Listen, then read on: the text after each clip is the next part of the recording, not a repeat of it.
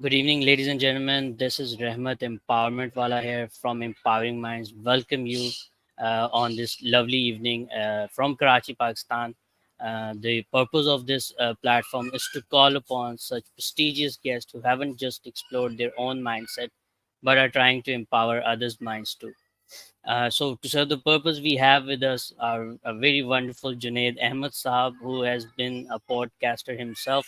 So, I'm really looking forward to this session. I'm very excited, and I'm really looking forward to learn from him some skills, some tricks of how to do a wonderful podcast. So, be with us if you are also looking to learn how to do podcasts and what are the key ingredients of a podcast. So, let's welcome Junaid Ahmed Saab. He's from Herndon, Virginia, USA, and a podcaster and also an entrepreneur also, and he helps entrepreneurs also.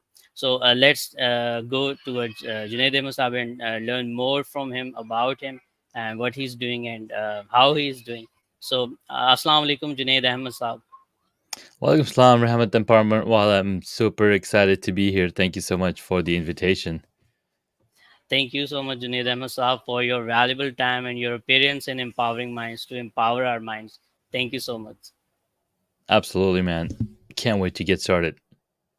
Thank you. So I have given a very brief introduction of yours. I would love to know more about you, and my audience would love to know more about you. So if you could add more into it. Sure. I currently live in the United States, but I'm from Pakistan myself, Karachi. I was born and raised in Karachi, then to Saudi Arabia, and then to the US. But I've always been passionate about technology. I would be the one kid taking tech apart, taking things apart, and figuring out, hey, how does these things work? And as time progressed, I went from taking about computers to taking about apart websites and web pages and then building them back up. And in the recent past 2 decades, I've been building web apps and desktop applications. But then, apart from that, I have also been a photographer and a filmmaker. Now, what's the through line through all of these passions is that I've continued to document my journey through the years. Initially, it was through blogging on Blogger. Then I transitioned to a WordPress blog on my several different blogs, Techno Junkie, SuperGenet.com, etc. And then I also formed a company that was helping others set up their websites and whatnot. Now, fast forward to 2010 or even 2009 when I discovered the iPod, I discovered podcasts. Now, I was like, wow, this is really interesting. It became more and more popular. Now, the funny thing is, podcasts has been around a lot longer than when I discovered them. So I was like, hey, how do I launch my own podcast? So in 2012, myself and two of my relatives, we started a podcast all about technology. We called it Still Brewing It, and you can still find that podcast with 4 episodes online. But that's where we stopped because we were in different time places, different time zones, and it was kind of hard to get everybody motivated. You need a community around. You need a community of people that are interested in launching these podcasts and working together. So it wasn't until 2018 that I finished reading the book by Gary Vaynerchuk, and he said, just document your journey. You might not have a story, but just document your journey. And it just so happened that I was just finishing up my beekeeping course to become a beekeeper. And as I finished this beekeeping course, I was like, oh my God, this is the perfect thing to document. I can document my beekeeping journey. And hence, I started I jumped in my car. I started recording my podcast on my smartphone because action begets action. Action begets you to move forward in a much faster pace. So that's how I got started into podcasting. That's a little bit of my background. I'm also an author of um, two books, one on mastering iPhone video production and one on 7 stages of home studio evolution. Wonderful. That's a great journey and very inspirational journey, I would say. So, when did you realize, Junaid, that podcasting has become your passion and you need to do it on regular basis? That's an excellent question. So, the first year of podcasting was mostly solo podcasting. I would just talk to myself as I was driving in my car. I had a headset, I would record it on my iPhone or my iPad, talking about beekeeping and my other hobbies. And that's why the podcast is called Hacks and Hobbies. Now, when I was towards the end of the year, and I was like, I've had enough practice talking to myself.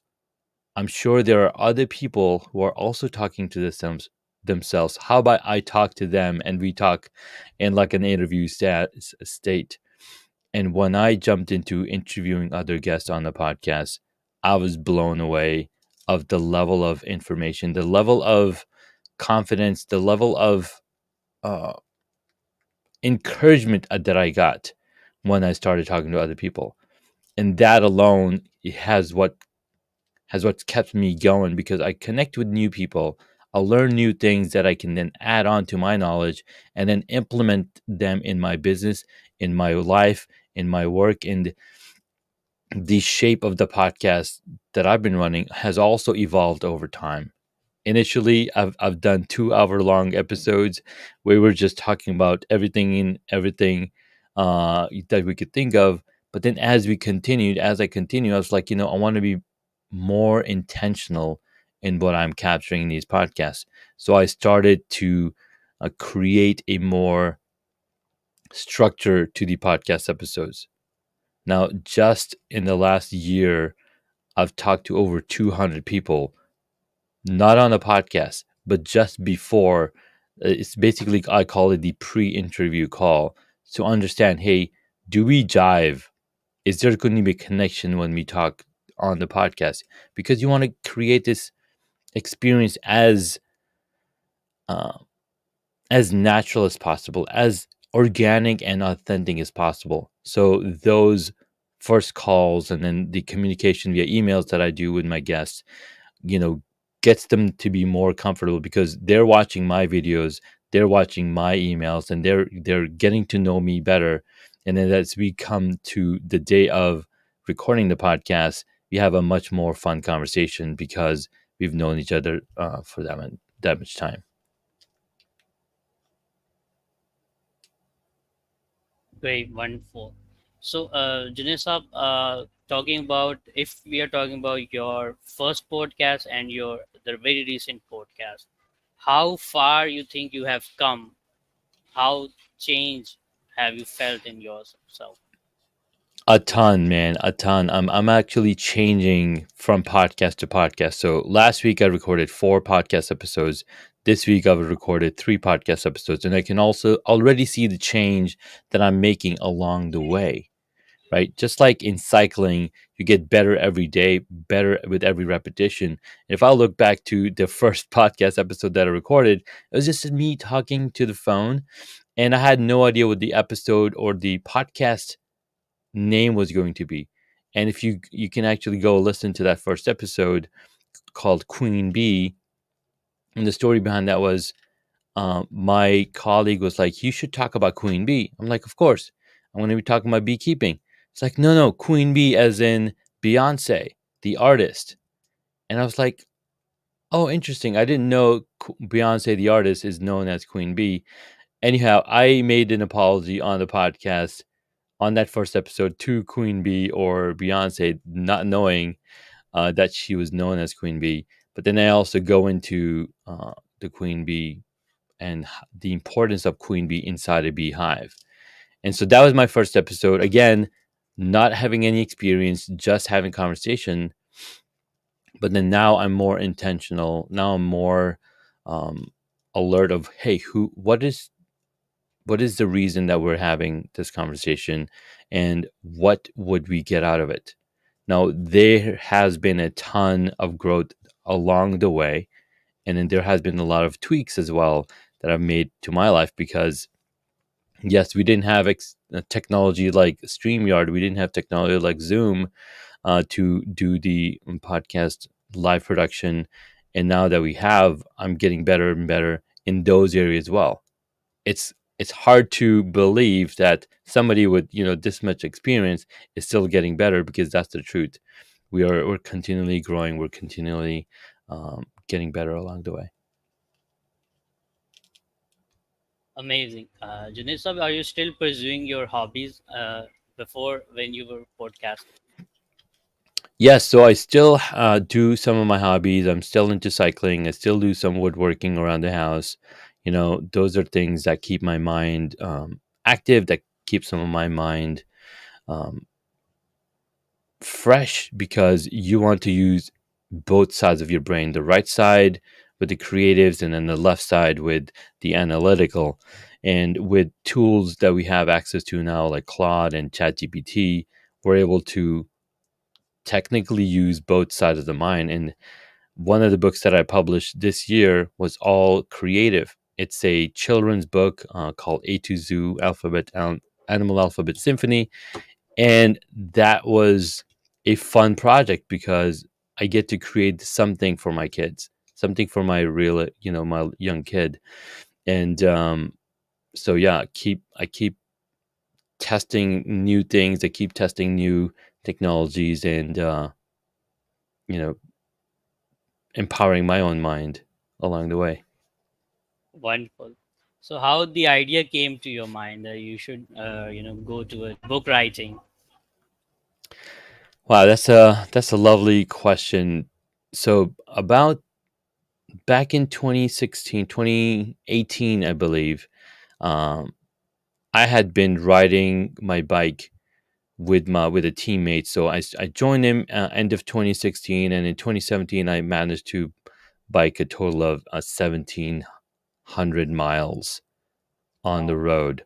And as I'm doing this, I made new connections, new friends. And in our group, there's a gentleman who mentioned, hey, you should check out this book. It's called Authority by Nathan Barry. Now, if anybody's used ConvertKit as a platform, that's Nathan Barry's creation. In fact, it's been 12 years since that platform was born. So, anyhow, read this book, and he talks about how to build authority, we're reading and referring back to books in school, in technology. Like, no matter what, if you're programming, you're reading those O'Reilly books or on C Sharp or PHP or HTML, etc. Or if you're in UX design, you're reading books from Alan Cooper. Like, there's a ton of books that you extract knowledge from, right? So it's like, if you want to build your authority, you need to write a book. And he did that by writing a book on authority, which is hilarious. Now, if you look at the word authority, it comes from the word author. So it's like, wow, I want to write a book.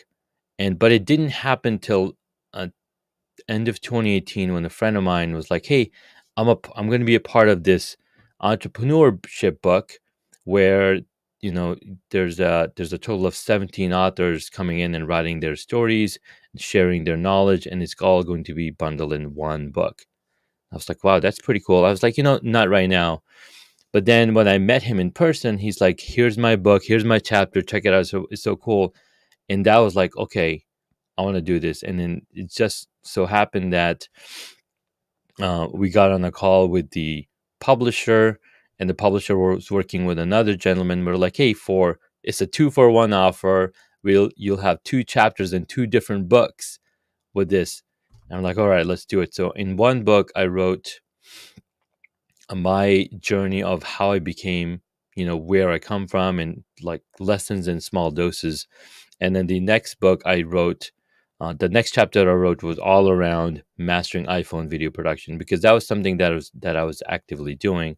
I gave a talk on it, so I was like, I need to package all of this stuff so it's easily accessible and easily readable. Because if you think about it, right now I have 4 kids. My older 2 kids love reading books. Right, they're reading novels, they're reading all sorts of fun books. And my young kids, my 2-year-old and my 6-year-old, they're also reading books. They're looking at these tiny, hard paperback books. So from a very young age, we're introduced to books. That's where you're getting the knowledge. And if you look at in Islam, we follow the book of Quran. So that is a book that we learn from a very young age. Learning how to read the alphabets, learning how to put those alphabets together, the Arabic alphabets, and then learning how to read the Quran. So that's the power of books. It's where the knowledge is contained. So I was like, if I can write something that's knowledgeable, that's going to help people get to that next stage, then I become the authority in that space. So I'm calling myself, or my friend Michael Dillon, who's a book author, publisher, he gave me the title of home studio architect right here. So I was like, I'm the home studio architect because I help people figure out the space that they're going to be in, figure out what they need to pay attention to, where the audio is coming from, and it all happened because I took that leap of recording that first episode in my car. So you have to take unstructured, unfiltered action to then start growing from there. Hopefully, that was a good enough story and an answer to your question. That wonderful, wonderful story, and you have covered everything in it. And definitely start from whatever you have and wherever you are. This is a very famous cliche, I guess. So thank you so much for this wonderful answer. And do you ride that Harley Davidson type bike or some other? No, so these are actually road bikes where you Oh, pedal. It's a bicycle. oh, bicycle. Okay, okay. I Bicycle. Yeah, thought so I that put bikes. no, no. I put Okay. in 15 to 1700 miles on bicycle by pedaling with my own my own legs. Wow, that is amazing. For instance, I thought you were talking about that Harley Davidson type No, no, bikes. no. Okay, so coming back to our podcast topic, so how one can find out that he or she has that knack and abilities to become a podcast? You know, if you can talk and tell a story to somebody, or if you can um, convey the thoughts in your mind, you deserve a podcast. Because podcast is just another way to journal.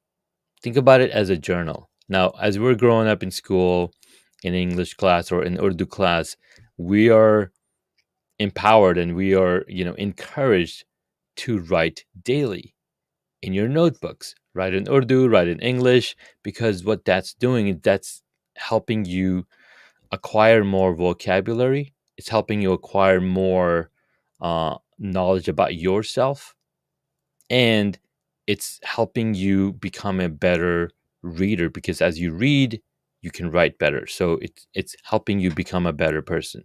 So if you're already writing in a journal, a better way to journal is through audio. You're just blurting stuff out and just writing things out, and the more you speak, the better you get at it.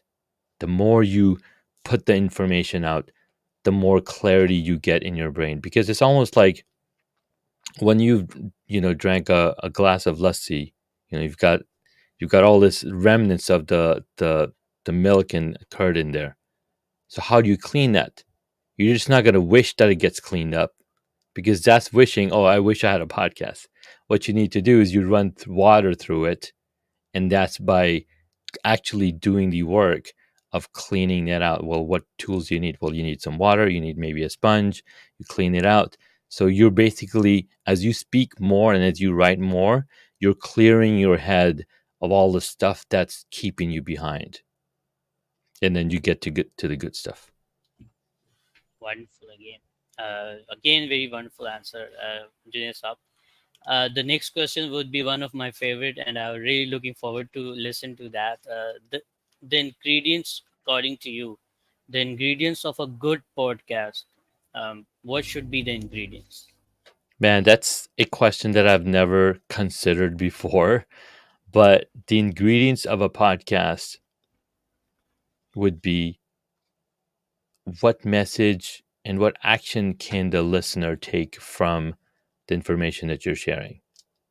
Right. I've been talking about so many different things, and the underlying message of every single thing that I talk about is to take action and make anything happen, right? Because when you make action, when you start moving that body, you're going to create something that people will resonate to.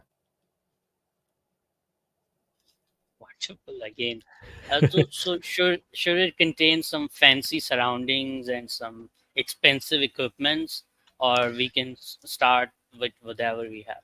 That's a great question. So I think you might be mentioning about video podcasting, right? So a lot of podcasters are now employing video, and the number one platform for podcast discovery is YouTube right now, and YouTube is all video. Uh, so Yeah. when you start at the beginning, you're sharing your journey, and you're sharing and you document that fact that you're starting on this path. And when you do that, you're going to find other people that have been thinking, oh my God, I want to do this. And then they see somebody doing it from where they are. And then you'll see the growth happen. There's a gentleman called MKBHT, or Marcus Brownlee. He has about 12 to 13 million subscribers on his channel. But he Wow. started when he was 13 years old. He was reviewing laptops from his laptop webcam, and you see this 13-year-old kid sitting in front of this camera, really bad lighting, but the message that he was delivering was he's reviewing this laptop. And if you go to his channel right now, you can find that 13-year-old Marcus Brownlee, recording this video. But he kept on creating that content. He kept consistently creating content and delivering value. When you're delivering value, people stick around and they want to watch more. So again, deliver value when you're creating content. Don't worry about the fancy stuff, because as you deliver the value, you can start seeing the difference, and then you'll find the time, and you'll find the money to say, hey, I want to go to the next level. In my book, 7 Stages of Home Studio Mastery Evolution, talks about this. Start at what you are. You're a novice stage. Then the next level up is, get a good microphone so people can hear the entire breadth, the entire dynamic range of your voice. And then you go to the next stage, which is the the novice, the hobbyist, the enthusiast. When you then add on a higher end camera and some lights, and then you basically keep on adding more and more gear, because now you're not only empowering yourself, but you're also building that confidence as you go along the way. So again, depending on who you are, depending on where you are, if you can afford to invest, let's say $10,000 into a studio, then that's where you're already at, because you're already making that kind of money in your business. And then this investment is only going to level you up even more. There's so many more stories that resonate with this. The fact of the matter is, we need to practice, and we need to just keep on working on it and get good and better along the way. Wonderful, and that's what I'm doing at the moment. Yes, you are, and I'm so proud of you, man. Thank you so much. That's really appreciated. So the next question is also would be I'm very looking forward to. How do you prepare for a podcast? How do I prepare for my podcast? That's an excellent question. So before I bring on any guest on my podcast, I do a discovery call with them. And I've been doing group discovery calls, so I'm talking to 10 people at the same time, and I'm getting feedback on what is who they are and what they're going to bring to the podcast. So I'm getting to know them on that first call. And then as I go along the way, when they apply to be a guest on my podcast, I have a few series of questions in there. I'm asking from their intro, their bio. I'm asking for their photos. I'm asking for what do they want to call their podcast episode. Sometimes they give me, sometimes they don't, which is totally fine. But at least I have some knowledge about them. They also share their social media channels. So I can go visit those social media channels, and I can visit and I can discover who they are. Checking their LinkedIn out, checking what kind of content they've posted, if they've written any articles, if they have published any books. So I look at all of that information that's available, and then I compile all of that information to come up with questions that will resonate with the audience, as well as it'll be a question that they can answer confidently. So again, doing a little bit of research ahead of time before we jump on this call helps to, you're not only respecting them by saying, "Hey, I know who you are. I respect your time, and I'm not going to ask you to repeat a whole lot of things." But sometimes it's good to have them give a little bit of intro from their own viewpoint, because the bio that they might have shared might be a few months old. And as we grow, Definitely. like for example, in my bio that I share with people, I only have one book published, but now I've published two books. So I need to go update that bio. But then every time I introduce myself, there's a little bit of tweak, and there's a little bit of more conciseness. There's a little more tighter introduction. So again, those are some of the things that I do to prepare for a conversation with a podcast guest. Again, I've noted everything of it, and I'll definitely trying to copy. Absolutely. So, my next question would be: are your podcast and your questions which you prepare, are those personality oriented, or are those topic oriented? There, so the questions have been mostly. So I start with the topic-oriented questions, because those are the topics that the guest is an expert in, and they can speak the most depth. Bring the most depth in. Plus, this also introduces them to my audience, and now they're more comfortable in going and discovering who these people are. And then towards the end of the podcast, I do the personality type questions, like what's your favorite movie, or what do you like to do when you're hanging out with your friends, or stuff like that. Questions that are more rounding, that are more personality based, and it sets the stage on and bringing that familiarity with the people, and where they come from. Right.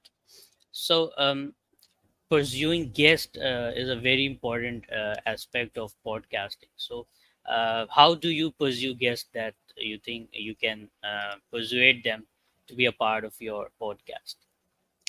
So that's a great question. And for pursuing guests on my podcast, I actually use a service called Podmatch. So I've got my podcast listed on Podmatch. I've got my guest profile listed on Podmatch, and it helps me find guests in a much more aligned way.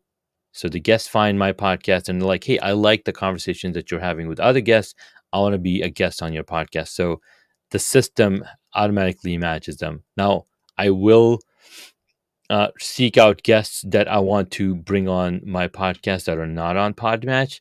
And those are people that I've connected through other platforms. For example, maybe I connect them through LinkedIn, maybe I connect them through another community that I met them on, or maybe I met them in person. So I'll see what kind of messaging that they're delivering, how are we collaborating together, and how can we put all of that information together on a podcast. And a lot of the times when they hear, "Oh my God, you have this many podcast interviews," absolutely, I want to be a guest on your podcast. So as you build that authority, as you build that cadence, and the level of execution on your podcast, the more and more people want to come and be guests on your podcast. Definitely, it is. And you are at that level, I guess. Thank you so much. Uh, so there's lots of evolution in technology, and AI is there now. So how we can incorporate AI and technology in our podcast to better our podcasts? You know, the cool part about AI is that it's been around for a while. We just now have more access to it. Because Oh, guess what Google and Facebook and Twitter have been using for the past 20 years? They have AI models that they've been using to keep track of who their users are on their platform, so they can sell their advertising better. We're just not in an era where we have access to those same tools, and we can use them for our research, for our betterment. So the way I use AI, for example, ChatGPT, Claude, Llama, like there's so many different models. The software is getting integrated into software, into applications such as the entire Google suite has access to the Gemini model. The entire Microsoft suite has the ChatGPT model. They're calling it the Copilot.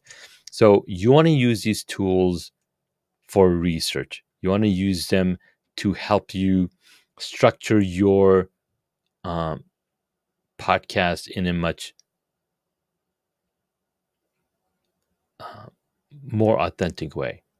And what do I mean by a more authentic way? The more information that you feed it, the more concise and specific you are, the better information you're going to get out of it. Just like in programming, garbage in, garbage out, same thing applies here. If you gave it garbage, it's going to give you garbage back. So you want to be more specific. So what I've been doing is I've been keeping up with technology. I've subscribed to a few newsletters that are all around AI. They talk about here's what some new things are coming out. Here are some new applications that people are developing. Here are some new things that people are implementing. There's an entire model around private AI, meaning these are AI that you can train on your own systems that live in your own computer, and it can learn from your own podcast episodes. It can learn from your own writing and blogs and whatnot. There's a gentleman called Network Chuck with about 4 million subscribers, I believe, on YouTube, and he is huge on AI and talks about how he built his own AI server at his home. He calls Terry, and then his kids. He's training his kids to use AI, but not in a way where they're getting questions or getting full on essays written. No, it's strictly designed for research. And then there are also AI tools such as Consensus.ai, which gives you access to medical journals. So now you can search these medical journals with a much more confidence instead of looking at outdated search technologies that are available. So again, it's really powerful. So what I do with it is I'll give it an entire transcript of my podcast and ask it, hey, how can I promote this podcast better? What are some of the keywords that are popping up on here so I can create, say, a blog post? How can I create a newsletter for LinkedIn? How can I create an email um, sequence from this podcast episode alone? Like, what are some of the things that are popping out? So those are some of the ways that I'm using it. I'm not telling it to go and grab a bunch of stuff because that was important for the large language model to learn how to be human or how to respond to human questions. So now that if it's become that, you want to feed it as much authentic content. For example, this conversation that we're having is going to be fed through AI. And then I can say, hey, what are the cool things that Junaid talked about? What are the questions Junaid are answering? Give me some short snippets. And then boom, I can then repurpose those video pieces and those contents to promote this episode or promote what Junaid is talking about. So again, you can use it as a very smart expert friend on whichever topic that you are good at. For example, you're the head of interview in the podcasting department, so you know a lot more about podcasting than maybe plumbing, right? So you want to use AI to um, complement your own expertise. Because think about it, right? When you're studying a specific subject in school, you learn a lot. You basically are consuming maybe 10 to 20 books on that same subject. Because large language model, our brains are large language models. The more information that you give them, the better they get at that specific topic. So the same thing is now replicated in software and hardware. Very illuminating, Junaid Saab. Thank you so much. You're welcome. Okay, so next question, which I've been asked many times, and I'm sure that I'll get a better answer from you. How to turn this passion of podcasting into financial benefits for yourself? How to earn livelihood from this? Man, that's an excellent question. And what I've done. So my podcast is called Hacks and Hobbies: Passion to Profit Stories. Right. So I'm bringing on guests that have taken their passion and made it into profit by being very focused on the very thing that they are good at. So when you do that alone, you start to becoming that person who people seek out to help them in getting better at that one specific thing. For example, I'm sure all of the students that are going through the Rehan School program are coming to you to learn how to run their podcast. And maybe there's a course in there that you created that they now can have access to. And then what you can do with that course is you can then sell it on another platform. Like, hey, I'm teaching 200 students on how to run a powerful podcast, how to ask questions, blah, blah, blah. And now here's an entire course.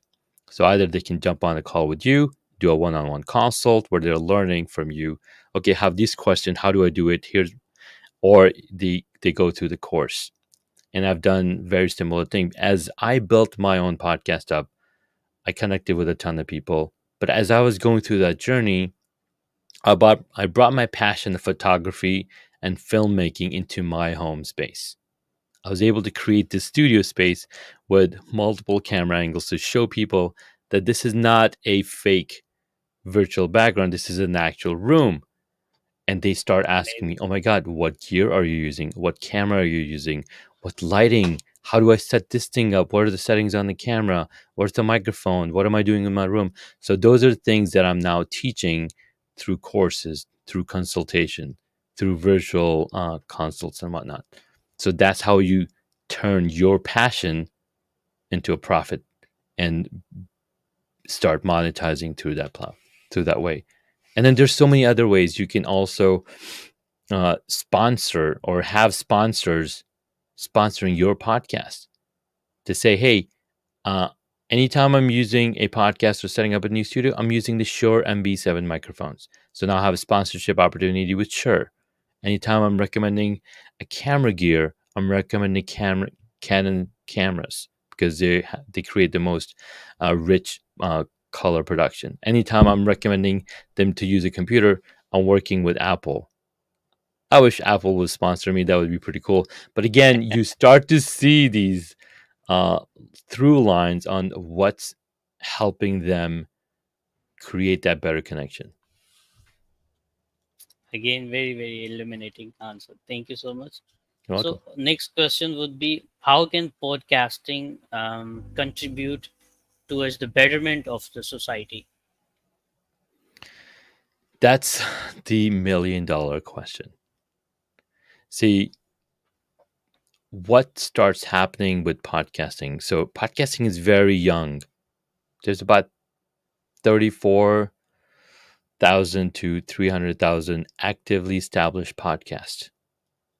And if you look at YouTube, there's 120 million YouTube channels that are actively creating content. Whereas compared to podcasting, it's very new. So there's a lot of room to grow for podcasting.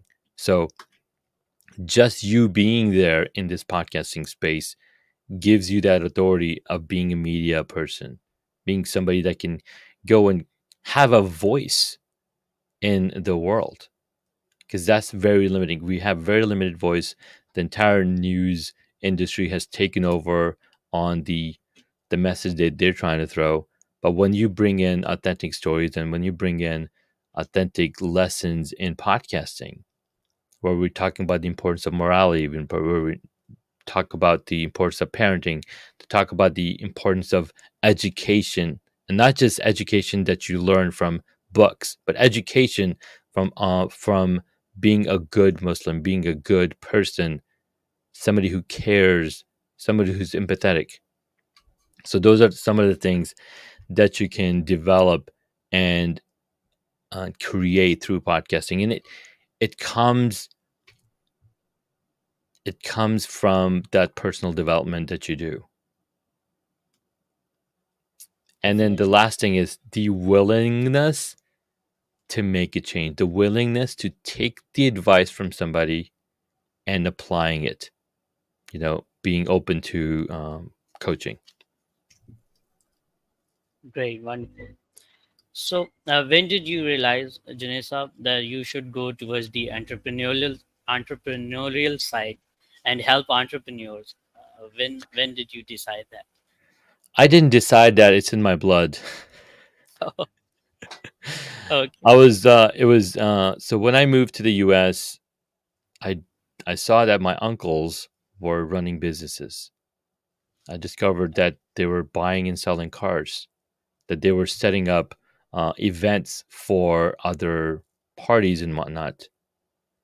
Right? It was really interesting, and as I saw that, I started asking my mom and asking my uncles, and then they told me, "Oh, my grandfather used to run a shop in India. In we all there was no Pakistan before that, and he used to run a shop. And when he came to Karachi, he also had a shop there. So from a very young age, he was doing trade. He was an entrepreneur. So that's where my entrepreneurial spirit come from. So when I got my first job, working and calling people to subscribe to Sound Vision magazine, which is still a Islamic magazine, and they sell Islamic books and Islamic tapes and Islamic stuff like that.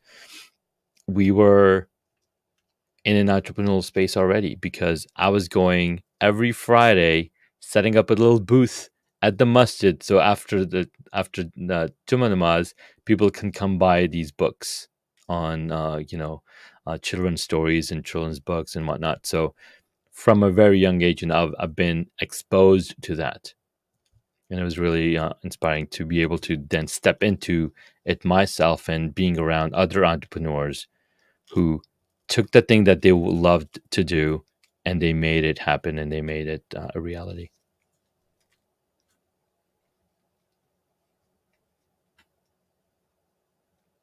I think you're on mute.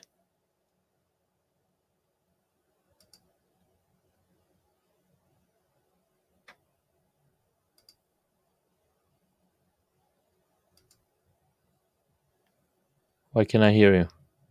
Oh,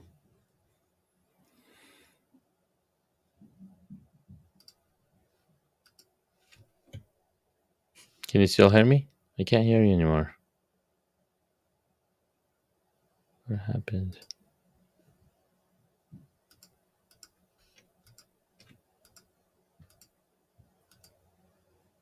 Can you hear me now? Yes, there we go. That's better. Okay, wonderful. So I was talking that one of the audience Not sure what really happened. like your mic quality there. Audio testing. Yeah, my microphone is coming through, but I can't hear you anymore.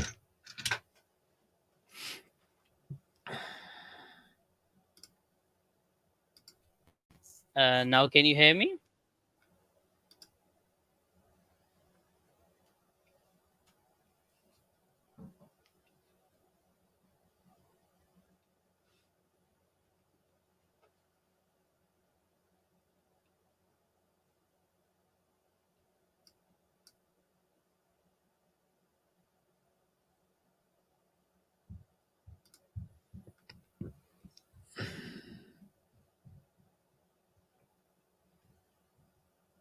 Are you still there? I mean, you're there. I see you, but I cannot hear you.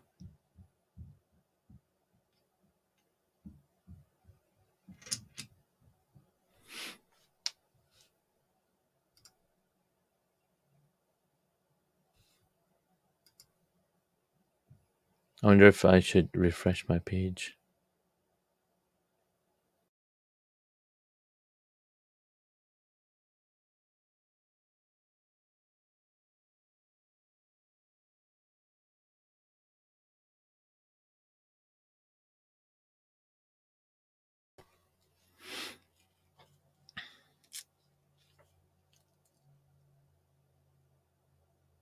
I can't hear you, man.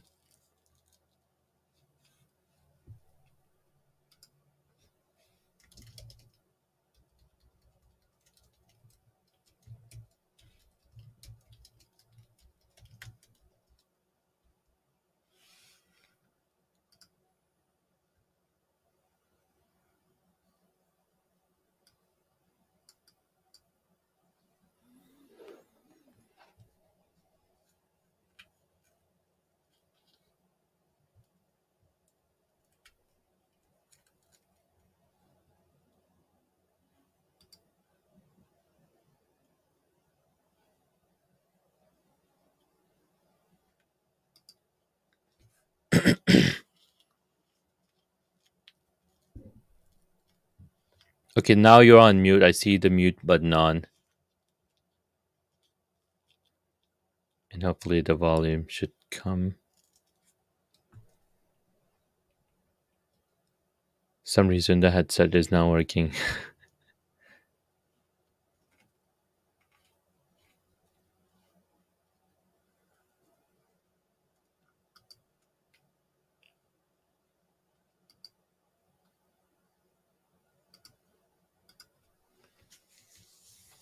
She said to remove your headphones. Maybe that might, if you disconnect it, maybe that might work.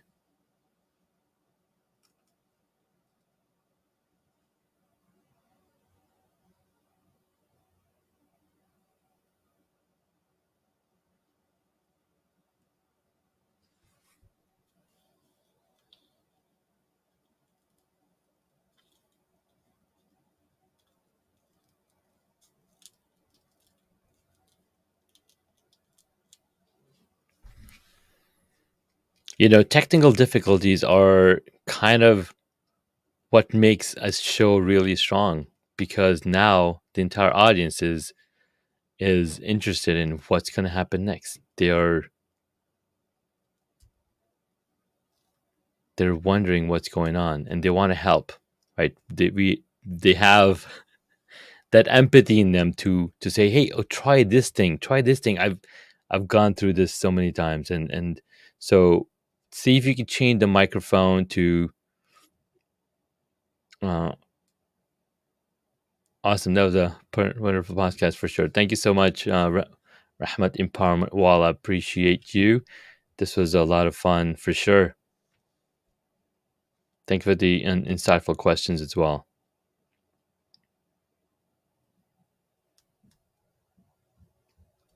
If you're using a Bluetooth headset, the battery might be an issue. But if you have a wired headset that's connected directly to the computer, then then you can maybe check if the microphone is receiving connections. If you go to the settings on StreamYard, uh, it might say, "Hey, the volume is not coming through." Are you gonna try to restart? But yeah, guys, it's the power of community of podcasting that enables us to continue to support each other. This was a lot of fun. Thank you so much for coming on, or thank you so much for bringing me on to the podcast.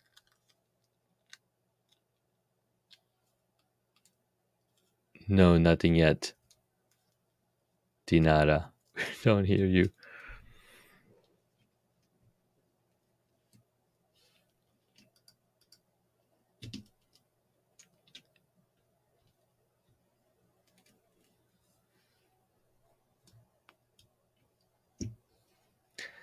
Thank you so much. Thank you so much, Mehreen, Training Wally, and Nida Education Wally, for also listening in and sharing your thoughts.